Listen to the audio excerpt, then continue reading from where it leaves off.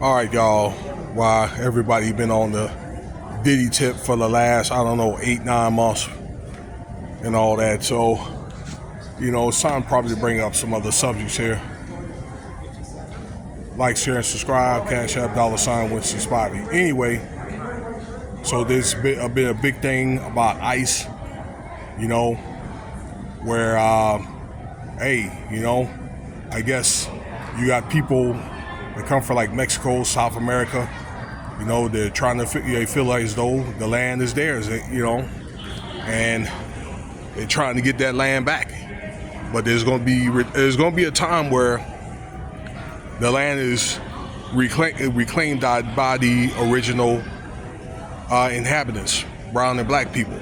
There will be a time, but until then, it's a thing where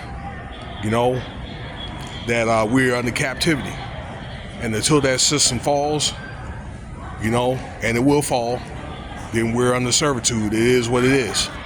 Like, people that look like me or brown people, we've been punished because our forefathers did not, follow the Most High's, commandments. Anyway, look, so a lot of different, ethnic groups are fighting back. The Mexicans. Now you have Haitians and so forth. Okay, and there's a few podcasters that are talking about it. With this ICE, basically what they're doing is they're removing people out of the United States that are not or do not have the proper credentials. Okay, their citizenship. Okay, back to their native countries, mainly the Caribbean and Mexico. Okay, maybe like a couple of countries in South America. But you have a large group of Haitians in New York, I think particularly like Brooklyn, that ICE is trying to remove, but the Haitians guys are giving them a lot of pushback. And one thing I didn't know was, I understand they're like 500,000 Haitians. Now, I don't know if it's just that many in general or that many that don't have their citizenship that they are trying to remove from New York. Okay? But I'm pretty sure there's some. But nevertheless, I've seen the video, and I'm gonna give that you the name of the channel here in the description. Okay, so you can look at it yourself. It's like 600 followers that she's got, but she's going to hit 1,000. She only got 15 videos up, but she got some good content. Okay, so you ought to look at the article yourself that just came out with these Haitians, 500,000 strong. You know what I'm saying? And they ran ICE up out of there, man. I'm like, wow, man. You know what I'm saying? So, it's really one of the things where the Haitians are really reluctant to leave because of all the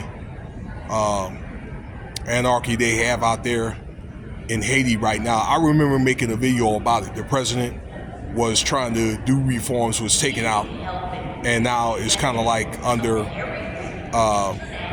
like a military rule, okay? Like under a coup, all right? So, it's what it is. They have a lot of gunfire out there and so forth, okay? It's really out of control in Haiti. So that's why I think a lot of Haitians are reluctant to going back, plus a lot of the benefits that you could have in America and things like that, a lot of the social reform programs and medical stuff like that, so yeah, they're running ICE up out of there, and the Haitians, they seem like they're really sticking together. Now I'm gonna tell you, us so-called FBAs or us African Americans who have been here for a while, our ancestors been here for a while. Okay, we used to have our own communities like that. Okay, up until the early 1960s. we had our own stuff, our own stores, law enforcement, schools, you name it. All right, before there was social programs like the Great Society, okay, and other things like Virginia versus I can't think of Lovings versus Virginia trial, okay, which enacted interracial marriages, okay, Civil Rights Act, okay, that they did some good things, but then again, I believe that it denigrated the so-called black communities.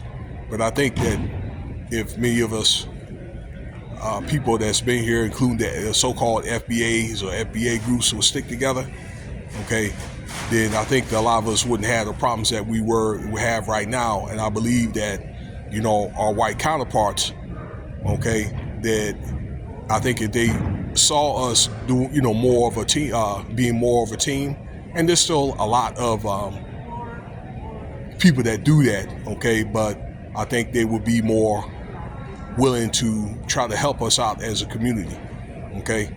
For example, okay, let's say the Arabic people or the Asian, okay, Jewish people. They got all that stuff, I'm telling you. They don't got their communities, they got their own stores, businesses, things like that, all right? And they stick together. And they got the propensity to, okay, they can probably scoop up $1 million and they go and plop this money on top of a politician's desk, and they can tell them what they would like to be done and that kind of thing, okay? So instead of, you know, relying on these politicians or whatever, many of them, they make a lot of promises and things like that, and then as soon as they get elected, all of it goes out of the window. They turn their back on many black people, all right? Probably, unless you're kind of like in the square, or you probably have a lot of money and things like that, and you don't even need it anyway by then, okay? Or you in with a lot of the politicians, like many of your 1%ers, okay? Many of these doggone, you know, entertainers and athletes and things like that, you know, like politicians that are sold out, okay? But, you know, it's good, or it'd be nice to kind of go back to, you know, communities and so forth, all right? I mean, I think it'll be difficult, but it can be done. Hey, but shout out to the Haitians, which is good, all right? I think that they should fight back. But then again, though, folks, you got to look at it like this, that, you know, and you guys know this, and I've said this before about any other, like the Mexicans and things like that, okay, that there are rules here in America, guidelines, just in, like in your country and things like that, where you require a citizenship, okay, or something that is leading to that, some type of work program or like a green card or things like that, or going to school and things like that, okay? And I'm thinking when it's time to go, and Donald Trump has called this